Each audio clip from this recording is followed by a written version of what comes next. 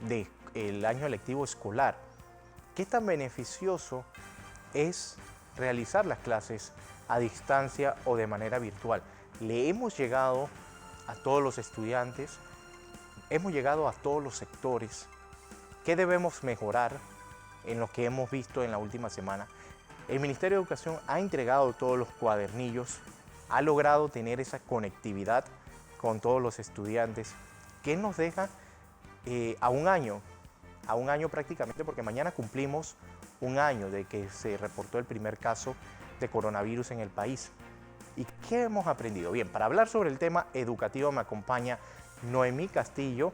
Ella es presidenta de la Comisión de Educación de APEDE. Noemí, gracias por estar conmigo esta mañana una vez más aquí en Next Noticias y KW Continente.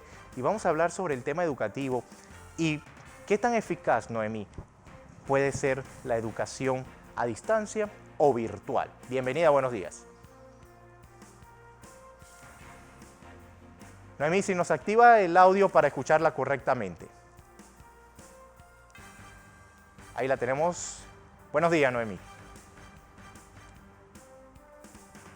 Bien, estamos arreglando la comunicación con Noemí Castillo, presidenta de la Comisión de Educación de APEDE, y vamos a estar principalmente hablando sobre este tema. Bienvenida, Noemí.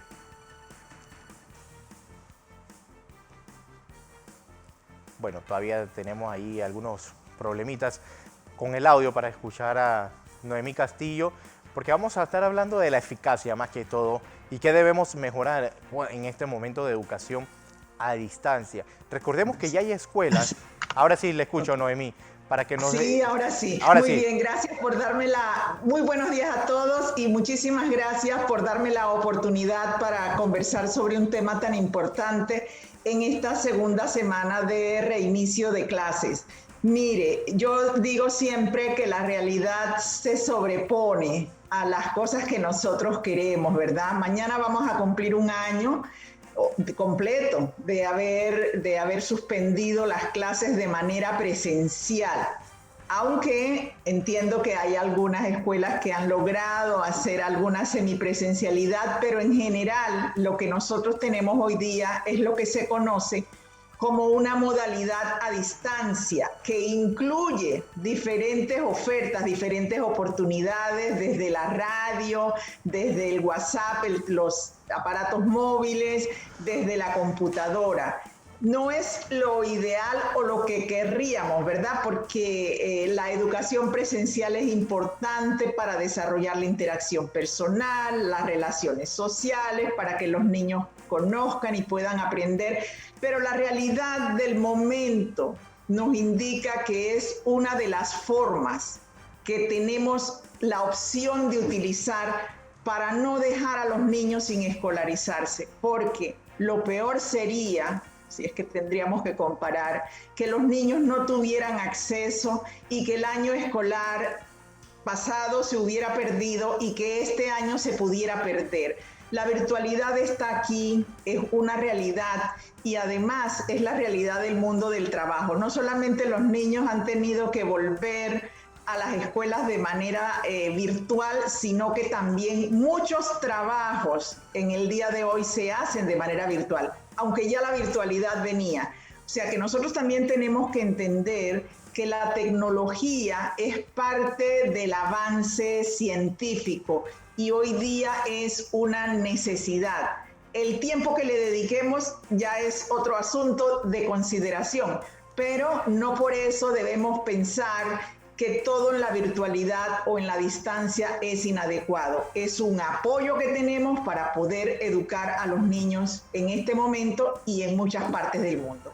Llegamos con la educación a distancia, Noemí, a todos y no nos hace tener una desigualdad entre algunas regiones del país. Sí, es cierto que no hemos podido llegar a todos porque no todos tienen conectividad, no todos tienen acceso a Internet. Y a veces, aunque los niños tengan el acceso a Internet, resulta que no tienen el acceso al equipo. A lo mejor hay una computadora en casa y son 4 niños. o a lo mejor los papás están en teletrabajo. Entonces, esas dificultades yo creo que son las que muchos padres de familia han experimentado.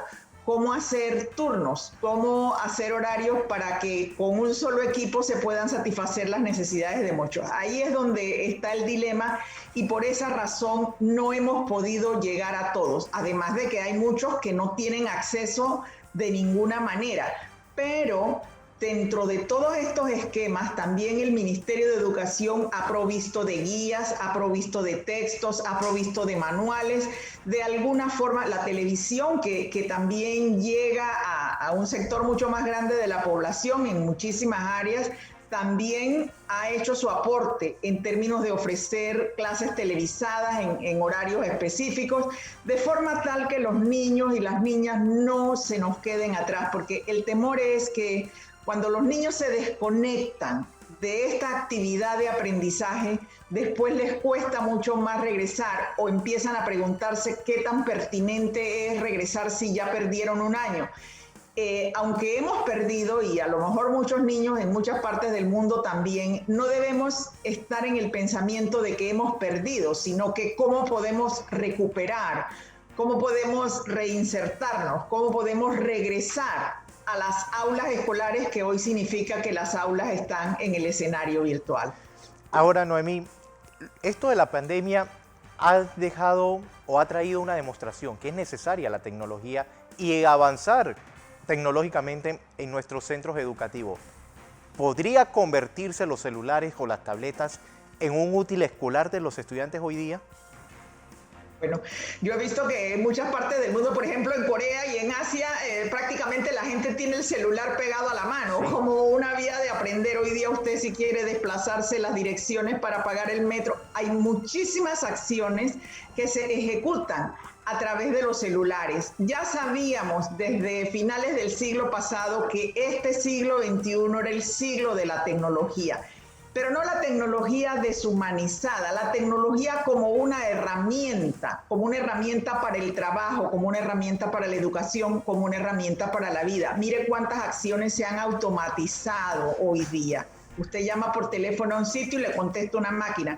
No nos gusta, nos parece impersonal, pero progresivamente toda esa tecnología está entrando en el mundo del trabajo, en el mundo de los negocios, y debe entrar en el mundo escolar para que los niños aprendan el uso de la tecnología, para que los maestros aprendan el uso de la tecnología, que yo creo que ahí hay un gran reto, sí, porque ya se venía haciendo y se venía capacitando, pero siempre es algo como que dejamos un poco para después. Bueno, pues ese después se hizo realidad.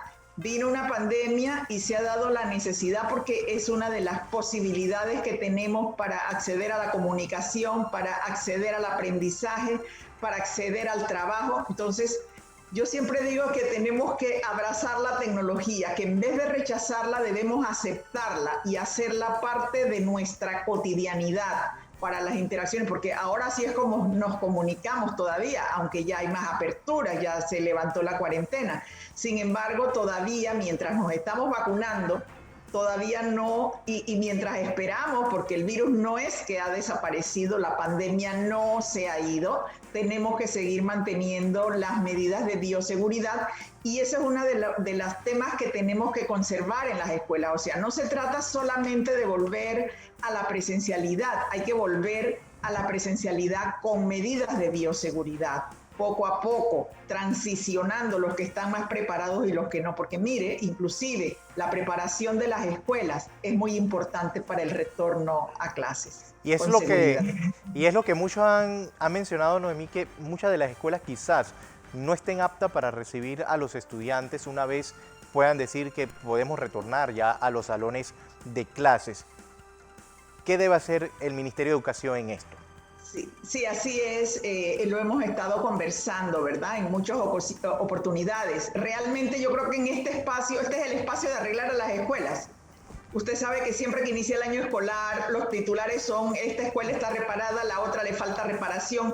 Bueno, esta es la oportunidad. Mientras los niños todavía permanecen en las casas, hay que arreglar las escuelas, hay que dotarlas de agua, hay que darles electricidad, hay que mejorarles el mobiliario, porque los niños no van a volver, las salas no van a estar completas. Ya sabemos que no pueden ir todos los niños a la vez, que habrá que ir por días, que habrá que ir por horas más reducidas, por el tiempo del contacto. Entonces, es una oportunidad para mejorar una deuda pendiente de infraestructura que nosotros tenemos de muchos años atrás. O sea que en este momento, porque la construcción está activada, bueno, se puede trabajar y se pueden reparar las escuelas para que los niños puedan retornar con seguridad.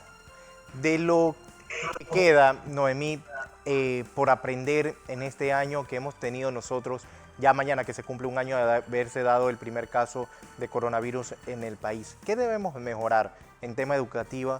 Porque hemos visto todo lo que sacó la pandemia y el atraso que en muchas cosas tenía nuestro país.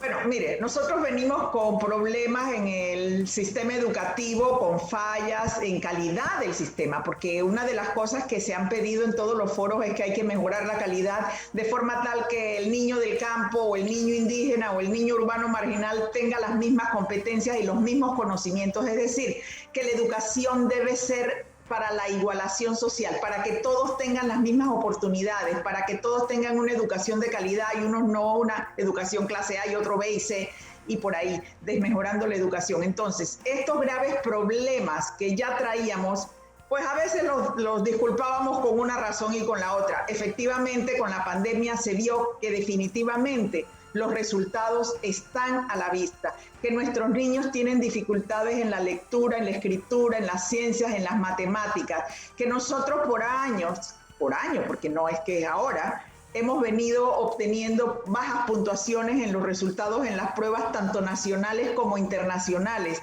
Eso quiere decir que no es que tenemos que estarnos comparando con los otros países, lo que nosotros tenemos que hacer es mejorar con voluntad propia, hacer que el sistema educativo le permita a los jóvenes que se gradúen. Usted sabe que nosotros tenemos un bajo porcentaje de jóvenes graduados. Estos jóvenes no todos van a las universidades, no todos se preparan, y esa es una de las grandes dificultades para entrar en el mercado del trabajo, un mercado que con esta pandemia se volvió más tecnológico, que requiere unas nuevas competencias y que la escuela tiene un desfase en esa formación. Por eso es que ahora tenemos que mejorar fundamentalmente la formación inicial y la formación continua del docente, que incorpore tecnología, que incorpore nuevas metodologías, que integre nuevos sistemas de evaluación, porque la evaluación en la virtualidad no es lo mismo que la evaluación en la presencialidad. Entonces tenemos que utilizar otros mecanismos para que esa evaluación le permita a los niños seguir aprendiendo. Mire, tenemos que dejar el paradigma del fracaso atrás.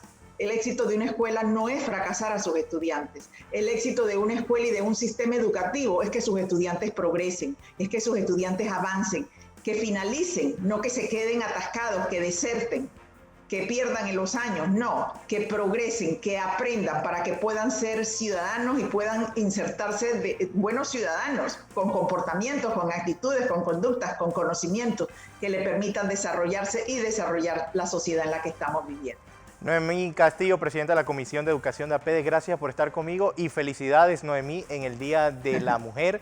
A usted y también a todas las que liderizan APEDES, que son mujeres las que están al frente en cada una de las presidencias prácticamente de las comisiones.